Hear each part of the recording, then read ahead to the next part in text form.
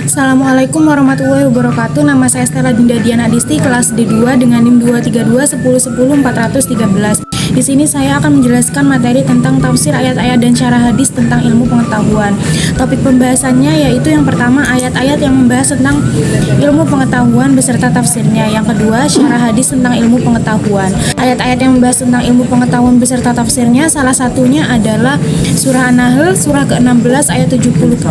Yang kedua adalah surat Az-Zumar surat 39 ayat 9. Yang ketiga An-Najm ayat 27 sampai 30. Yang keempat Al-Mujadalah ayat 11. Surah An-Nahl ayat 78, manusia dilahirkan dalam keadaan tidak tahu, tidak mampu berbuat dan banyak membutuhkan bantuan orang, terutama dari orang lain. Allah Subhanahu wa taala memberi manusia dengan beberapa terapan yaitu penglihatan, hati nurani dan pendengaran, sebagaimana manusia bersyukur dan memanfaatkan dengan efektif untuk meraih ilmu pengetahuan. Allah Subhanahu wa taala tidak berhak memulai penderitaan di parangan daripada pengetahuan. Yang kedua adalah surat Az-Zumar surah ke-39 ayat 9. Ada beberapa hikmah dari surah Az-Zumar, yaitu pelajaran ketaatan seseorang kepada Allah terlihat dari penampilannya, seperti kemampuannya dalam melakukan sujud dan ruku, yaitu sebagai berikut.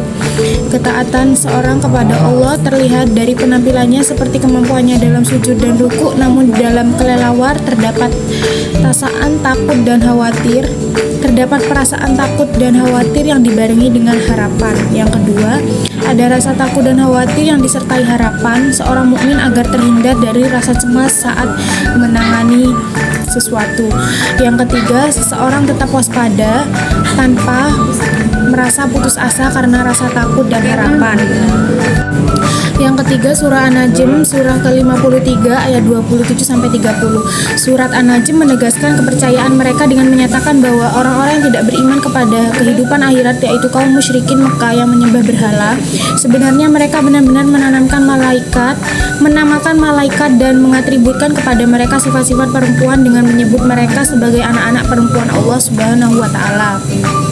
Yang keempat, surat Al-Mujadilah ayat 11. Ayat Al-Mujadilah secara umum menjelaskan tentang akhlak dan etika dalam menjalin hubungan harmonis dan suatu majelis. Allah mengarahkan kepada orang-orang yang beriman ketika ada yang mengatakan kepada mereka, berlapang-lapanglah, ini dapat diartikan sebagai berluas-luaslah, yaitu berusaha dengan sungguh-sungguh bahkan dengan memaksakan diri untuk memberi tempat kepada orang lain. Dan syarah hadis tentang ilmu pengetahuan. Pemahaman syarah. Ketika kata syarah berasal dari bahasa Arab syarha yasroha syarhan, artinya menerangkan, pembukaan, melapangkan. Syarah atau pemahaman biasanya digunakan